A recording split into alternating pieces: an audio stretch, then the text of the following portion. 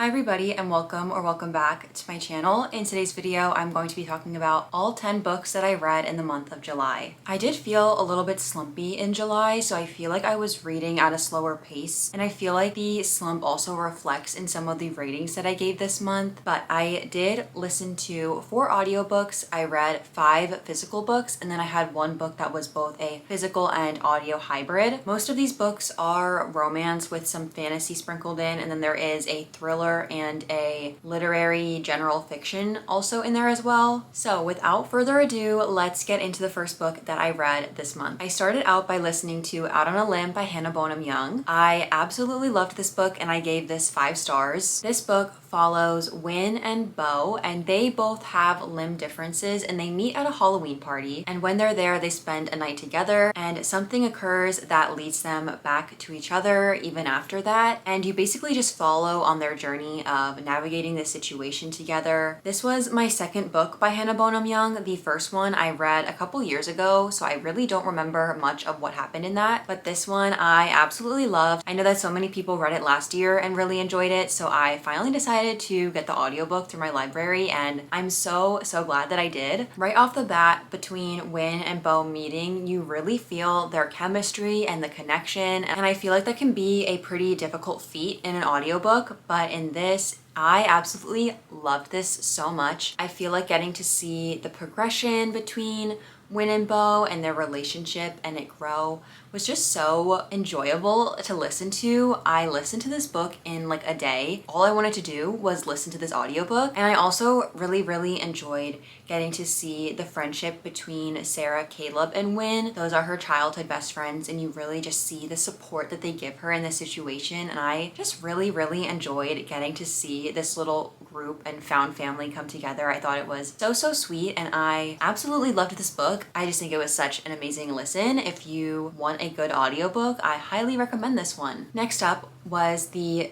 third book in the Windy City series, which is Caught Up by Liz Tomforde. I read the physical book of this and I gave this 3.5 stars. This book follows Kai, who is a professional baseball player and he is a newly single dad, and it follows him going through this journey of really firing every nanny that comes his way until eventually Miller walks in, and Miller is his coach's daughter, who is a world-renowned pastry chef, and she is taking the summer off, so she is stepping in to help take care of Kai's son. We see that Miller is very career driven and she is sort of just in a funk, so she is stepping away for a little bit to try to find her groove. You also really see that Miller is a character that does not want to stay in one place for long, and she deals with a lot of guilt when she was growing up and also having a single dad as well raise her. I enjoyed getting to see the bond that formed between not only Miller and Kai, but Miller and Max, who is Kai's son. I thought that was very sweet. I think my one issue with this book is that I'm slowly discovering that this is just a trope that I don't necessarily enjoy, where it is almost like a summer fling or a summer romance where there is a specific end date to the relationship, and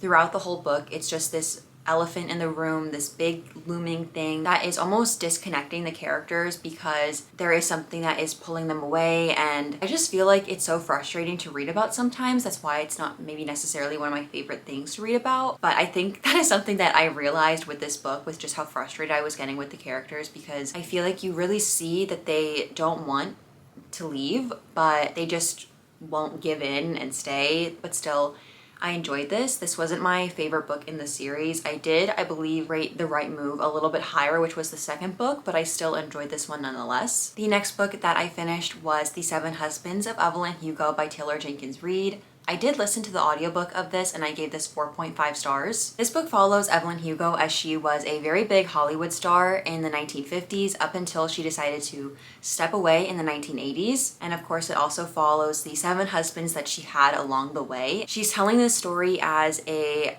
70 to 80-year-old lady in, I believe, in the 2016 area. I don't know exactly what year it was, but I know it was somewhere around there. This story was simply so captivating. This was another one where all I wanted to do was listen to the audiobook and find out what was going to happen next, and I think Evelyn was such a fascinating character to listen about. She was so calculating and so ambitious with everything that she wanted to accomplish, and it was so interesting getting to listen about her journey and how She was really thinking about how every single one of her actions would be perceived and how it could potentially advance her or bring her back. So it really just was so interesting to listen about, and I think that the love story in this was also very beautiful, and it was just very, very interesting to read about all of these experiences that she has had, and you truly did feel like you were reading about somebody that was real and that actually went through this at times. And I also really enjoyed getting to see how everything tied together in the end. There is a kind of connection that these characters are going through throughout this book that you're really not sure how things are going to play out in the end, but it got me. I was not expecting it to all tie together that way, and I really did enjoy the ending of it as well. Next up was another book by Taylor Jenkins Reid. This was Evidence of the Affairs. I gave this book 4 stars and I read the ebook copy of it. This book is only around 90 pages, so it's really easy to fly through it, especially also because it's told in letter formatting. This book takes place in the 1970s to 1980s. I can't remember exactly which one it is, but you follow these 2 characters and you realize that their respective spouses are cheating on each other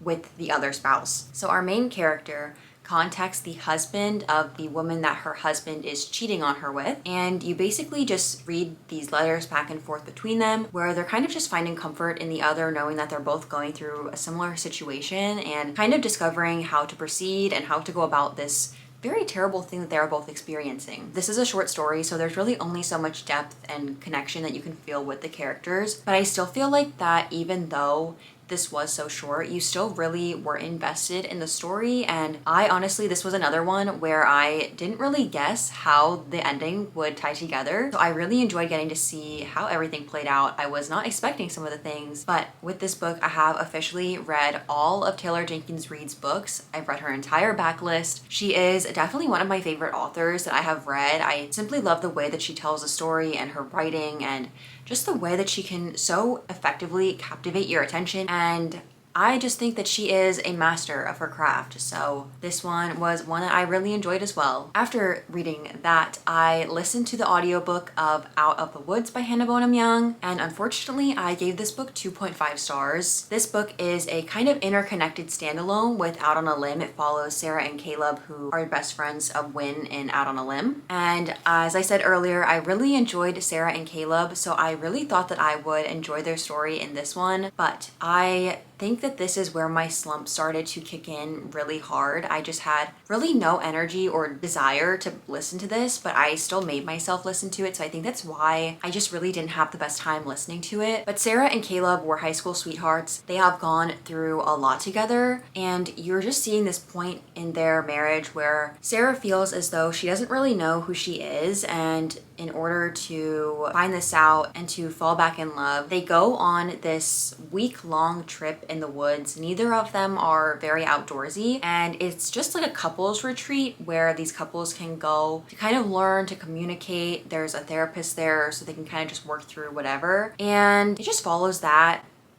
but also some other stuff too. You see our main female character, Sarah, is dealing with a lot of past grief in a way that is really haunting her throughout her adult life. But I think my main problem with this book was that I found some of it to be just a little bit cringy. I thought that some of the characters' problems were not relatable to an extent, and also it just felt like one of our characters was being a little bit bratty at times in certain instances. So I just really didn't have a great time listening to it. I feel like in Out on a Limb, you see Sarah and Caleb have this really fun banter and connection, and then all of a sudden in Out of the Woods, it's like, no, it just felt very weird. I think that also, I really didn't feel the chemistry that was supposed to be there between Sarah and Caleb. It just felt like nothing to me, and then all of a sudden, like, I just got cringed out. So I'm not really sure about that, but I do think that the concept was there. I think that it would be really interesting to have a romance story about people that grew up together and grew together in so many ways and are already together and already married, but are still trying to find out who they are. I just feel like the story could have been maybe better if it just focused on more of Sarah trying to find out who she is rather than all of a sudden it being this big problem in their marriage, more so just a self-discovery for her rather than both of them. I really wished I would have liked this a little bit more than what I did, but I am looking forward to Hannah Bonham Young's other books. This isn't you know, an end all be all for me with her books. I think it might have just been a little bit of me, honestly. Next up, I read the fourth book in the Windy City series, which was Play Along, and I gave this book 3 stars. I have seen so much love for this book. This book is rated incredibly high on Goodreads, and for so many people, it is their favorite book in the series. So going into it, I really thought that I would love this book as well, but I just really almost didn't, and I almost, reflecting back on it, didn't really like it that much. I don't even know if I would still rate this at 3 stars with my reflection. So this book follows Isaiah, who is Kai's brother, and it follows Kennedy, who is an athletic trainer on the same baseball team. Kennedy has been working for the team for 3 years now, and that whole time Isaiah has been very much in love with her and pining over her, but for a large portion of that time she was engaged until eventually her engagement gets broken off, and one thing leads to another, and Isaiah and Kennedy are accidentally married now. They had a little bit too much to drink in Las Vegas, so in order to save Kennedy's job on the team, they have to go along with this marriage because it did get leaked to the press. So this whole story just follows them going along with this, hence playing along.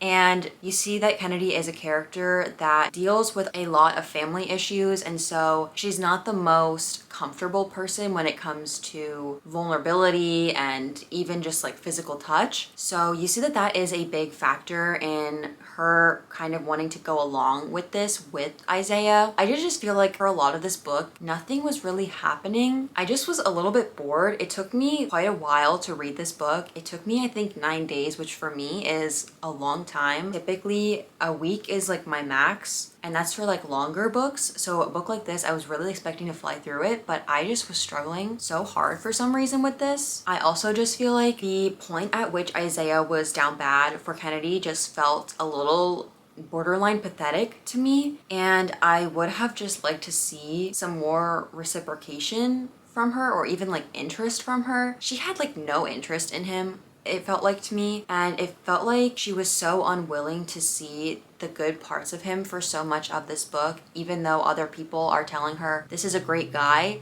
She just completely wrote it off and was just like, oh, well, they like him, so they're just gonna say that to me. So I just really was a little bit frustrated with that. There was another trope in this book that I just am not a huge fan of. So I wish I would have liked this a little bit more. I don't know. I think I am going to DNF the series. There's one more book in the series, but truthfully, I have no desire to read it. After that, I read Bury Our Bones in the Midnight Soil by V.E. Schwab. I read the physical book, and I gave this book 3.75 to 4 stars, but I think it will be closer to a 4-star. This book follows 3 toxic vampires throughout the years of the 1550s all the way up until 2019. So you are getting a very broad time period. Throughout this book, you're just following along on these characters' journey of becoming a vampire, realizing the things that they'll have to do, but also this insatiable hunger that they feel. There is truly no end to the hunger, and it just focuses a lot on that kind of pull as well. But I will say that this book is majorly character driven. There is not a ton of plot. So if you like a plot-driven book, this might not be for you. This is very much vibes. But personally, I really enjoyed it, honestly. I think that this was a great book that really showed V.E. Schwab's beautiful lyrical writing and her prose. She truly just does paint such an unsettling atmosphere in this book, where you are reading about these characters who are, yes, have some humanity sometimes, at least some of them, but are still so lost to their hunger sometimes that they're doing these very questionable things. And I will say that this book is quite heavily advertised as, you know, toxic vampires, but I would honestly argue that this, you don't see a ton of that up until, I would say, like the more ending areas where you really see almost more of an abusive side. Like, yes, that's toxic, but I would dare say it was quite abusive as well. So you're following these 3 vampires, and each vampire has a different point of view. Personally, I enjoyed 2 points of views. One I found to be just a little bit boring. It wasn't my favorite to read about. That character did have a lot of flashbacks and a lot of memories kind of resurfacing. And for a lot of the book, I really had no idea how these were going to play in. And even in the end, when it was revealed how they did play in, it just felt like there was a lot. And it felt like a little bit boring. Not my favorite character to read about of the 3, but still, I really enjoyed the book. And I will also say, I had no idea how everything was going to tie together in the end, but it did start to come together in the end, and I did enjoy the ending as well. I liked the conclusion quite a bit. After that, I finally finished my buddy read of Remarkably Bright Creatures with my mom. I did both the audiobook and the physical book of this, and I gave it 3.75 stars. This book follows Tova, who is a lonely older lady, and she works the night shift cleaning at the local aquarium. When she's working there, she has befriended all of the creatures, but more specifically Marcellus, who is a giant octopus. Throughout this story, you see that Marcellus might have some information as to the disappearance of Tova's son, which happened over 30 years ago at this point. And you're slowly uncovering what he knows, and you also have another point of view from a different character as well. For some of the book, I wasn't really sure how this character was going to tie into the story, but I quickly did guess, and I guessed the ending as well. So I found it to be a little bit predictable, but mostly because I was trying to think of every single way that this character could tie into the story, and I successfully did do that. You're mostly just following the uncovering of potentially what happened to Tova's son. I think that the story was fairly sweet and fairly heartwarming. I did really enjoy Marcellus's point of views. He is quite witty, and it was just very interesting to read about the point of view of this giant octopus who is living in captivity. I did find one character to be a little bit whiny and a little bit childish, especially given their age. I couldn't believe that they were as old as they were. I truly thought they acted like a teenager, but I did enjoy this book. It just felt maybe a little bit slow. I don't know if it's because it took me so long to read this. I read this starting in May and I just finished it in July. I only really read a couple chapters, if that, a week. So I feel like that also was a little bit on me for just having a little bit of disconnect from the story because I didn't read it so consistently. And I did enjoy the audiobook. I will say that I started reading the physical book and then I switched to the audiobook, but I found the audiobook to be a little bit confusing because of all the characters' names and I wasn't sure at first what was going on. So I did stop and I picked the physical book back up and I read a good chunk of it, and then when I felt more acclimated to the characters and the setting and everything, I started listening to it again, and I did enjoy that formatting and would recommend the audiobook. After that, I tried picking up another book, put it down. I tried picking up another book, put it down. So whenever I feel that way, I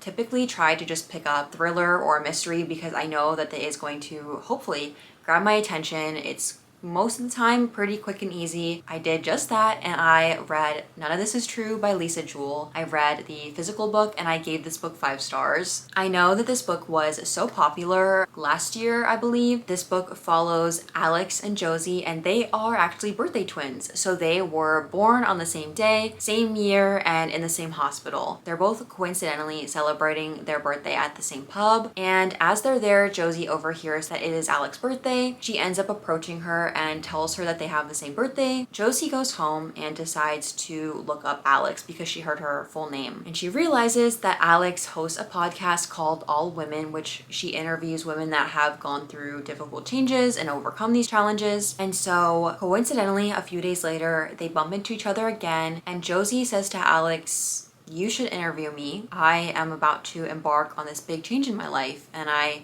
think you should document it." So eventually Alex agrees, and the story just evolves from there, and it spirals, and as you're reading it, you really just can't believe what is going on. It's so eerie, and Lisa Jewell writes a very unsettling, creepy story. I read Then She Was Gone by her, and I thought that book was very, very unsettling, and in that book, it didn't necessarily work very well for me, but in this book, it worked amazingly for me. I was creeped out, but not to the point where I was like deeply disturbed, but it was just like, oh, like what's going on? And also I was on the edge of my seat for the entirety of this book. I was constantly making theories and wondering what was going to happen next. I feel like I have no idea who to believe. The podcast that they filmed was adapted into a Netflix film.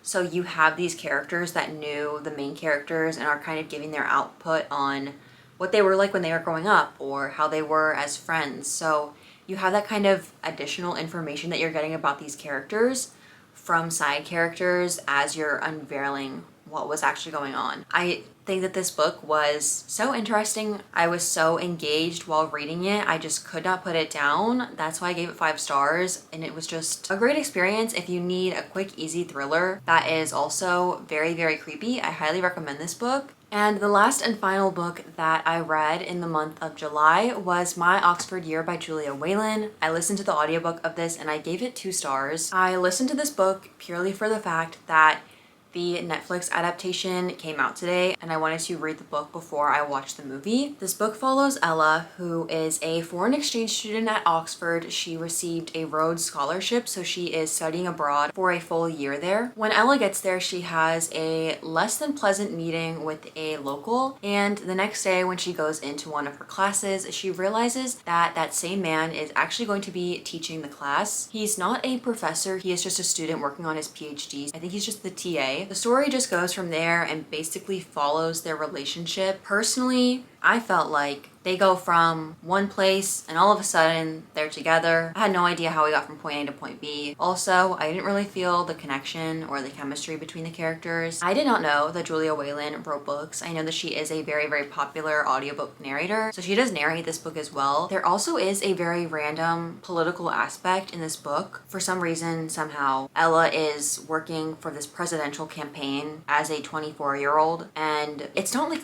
really talked about a lot other than the fact that every so often she gets a phone call and is like discussing some of the work. So it was just very, very random in my opinion. And then the story diverged into a different path that I had no idea it was going to take. I don't know. I thought it was not my favorite. I really only finished it so that I could watch the movie, but I know that the movie changed some things. I don't even think they have the same name. Like, I think in the movie her name is Anna, not Ella. I don't know. I think that if I wasn't planning on watching the movie, I would have DNF'd this because it just was not for me, I don't think. And that's totally okay. But those were all the books that I read in July. I was hoping to read a little bit more, but I just ended up being very busy. As you can see, my shelves are in a state of chaos right now, so I will be packing these up. All my books. Very, very busy. August will also be a very busy month for me, so I really have no idea how much I'll be able to read in that month either. But happy August if you're watching this in August. And I hope you guys enjoyed today's video. If you have read any of these books, let me know your thoughts in the comments. I would love to know what you thought, and I will see you guys next week. Bye!